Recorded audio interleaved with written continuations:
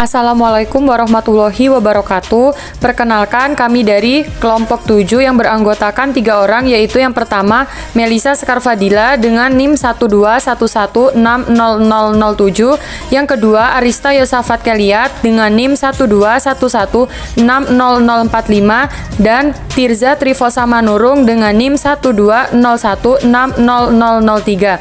Di sini kami akan menjelaskan tentang tugas teori bilangan yang berjudul Teorema 5.2 dan Teorema 5.4 menggunakan bahasa pemrograman Python.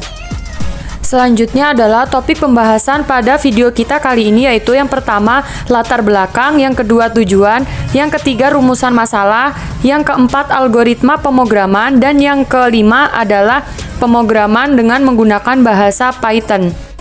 Latar belakang.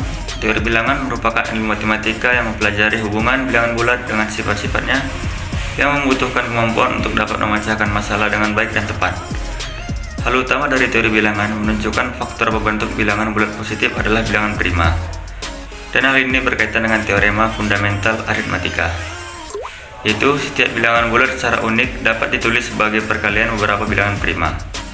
Pada tahun 1601 hingga 1665, seorang matematikawan yang terkenal di dunia dengan karyanya berkaitan dengan teori aljabar, kalkulus, probabilitas, geometri analitik, dan aljabar adalah Pierre de Fermat yang mengemukakan penemuannya mengenai hubungan antara bilangan prima dengan aritmatika modular.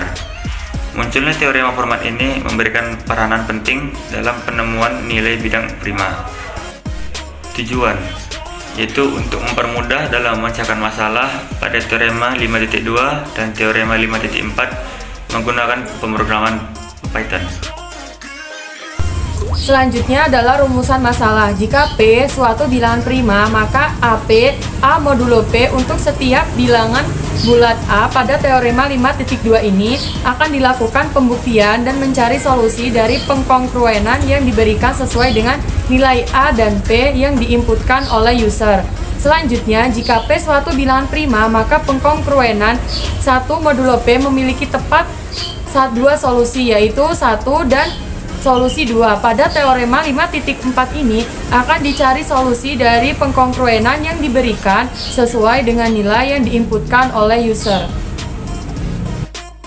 Selanjutnya adalah penjelasan mengenai algoritma. Yang pertama adalah algoritma 5.2. Langkah pertama yaitu input nilai P oleh user. Yang kedua, jika nilai P bukan merupakan bilangan prima, maka kembali ke langkah 1. Yang ketiga, jika P merupakan bilangan prima, maka AP A modulo P. Yang keempat adalah input nilai A oleh user. Yang kelima, output solusi dari pengkongruenan AP A modulo P. Yang keenam adalah output pembuktian dari pengkongruenan AP A modulo P. Selanjutnya adalah algoritma 5.4. Yang pertama, input nilai P oleh user. Yang kedua, jika P bukan bilangan prima, maka kembali ke langkah 1. Yang ketiga, jika P merupakan bilangan prima, maka X2 1 modulo P. Yang keempat, output solusi dari pengkongruenan X2 1 modulo P. Yang kelima, output pembuktian dari solusi pengkongruenan X2 1 modulo P.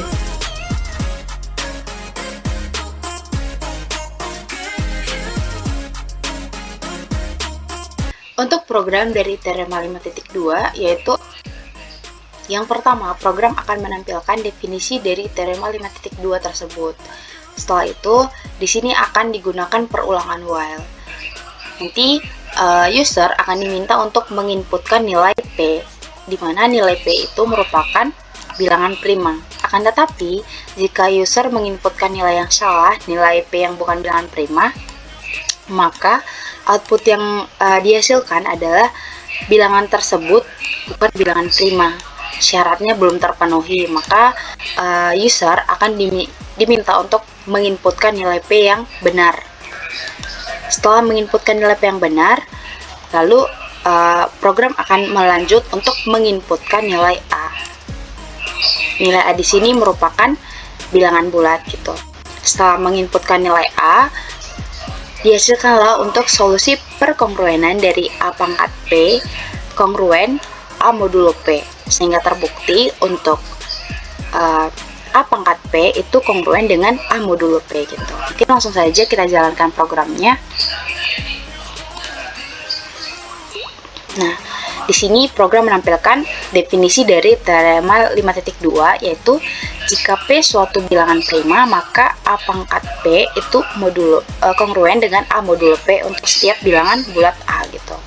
Nah, untuk membuktikan teorema 5.2, pastikan bahwa P merupakan bilangan prima gitu. Maka di sini kita menginputkan nilai P yang bilangan prima. Misal kita input nilai P-nya 5. 5 merupakan bilangan prima, maka akan melanjut untuk menginputkan nilai A. Nilai A ini adalah bilangan bulat gitu. Contoh kita masukkan nilainya 2. Sehingga untuk solusi perkongruenannya yaitu 2 pangkat 5 itu kongruen dengan 2 modulo 5. Terbukti bahwa 32 itu kongruen dengan 2 modulo 5 gitu. Untuk program dari teorema 5.2 sekian. Teorema 5.4 itu hampir sama dengan teorema 5.2 gitu. Program pertama akan menampilkan definisi dari teorema 5.4. Kemudian di sini digunakan perulangan while. Nah, setelah itu user diminta untuk menginputkan nilai P, di mana nilai P itu merupakan bilangan prima gitu. Nah, akan tetapi jika user menginputkan nilai yang salah, nilai yang bukan bilangan prima, maka akan dihasilkan output bahwa bilangan tersebut bukan bilangan prima, syaratnya belum terpenuhi, dan user akan diminta untuk menginputkan nilai P yang benar gitu. Setelah menginputkan nilai P yang benar, maka diperoleh bahwa solusi perkongruenan dari X kuadrat kongruen 1 modulo P itu memiliki tepat 2 solusi, yaitu yang pertama bahwa X-nya sama dengan 1 dan X-nya sama dengan P kurang 1 gitu. Mungkin langsung kita jalankan. Di sini ditampilkan bahwa teorema 5.4 definisinya yaitu jika P suatu bilangan prima, maka perkongruenan dari X kuadrat itu kongruen 1 modulo P memiliki tepat 2 solusi, yaitu 1 dan P min 1 gitu. Untuk membuktikan teorema 5.4, pastikan bahwa P merupakan bilangan prima. Misal kita inputkan nilai P-nya itu adalah 7. 7 merupakan bilangan prima, sehingga perkongruenan dari X kuadrat itu kongruen 1 modulo 7 memiliki tepat 2 solusi, yaitu yang pertama tadi X-nya sama dengan 1 dan X-nya sama dengan P min 1. 7 dikurang 1 sama dengan 6. Nah, untuk pembuktiannya yaitu untuk X sama dengan 1 kuadrat itu kongruen dengan 1 modulo 7, dan untuk X-nya sama dengan 6 kuadrat itu kongruen 1 modulo 7, sehingga 36 itu kongruen dengan 1 modulo 7 gitu. Mungkin untuk program dari teorema 5.4 sekian.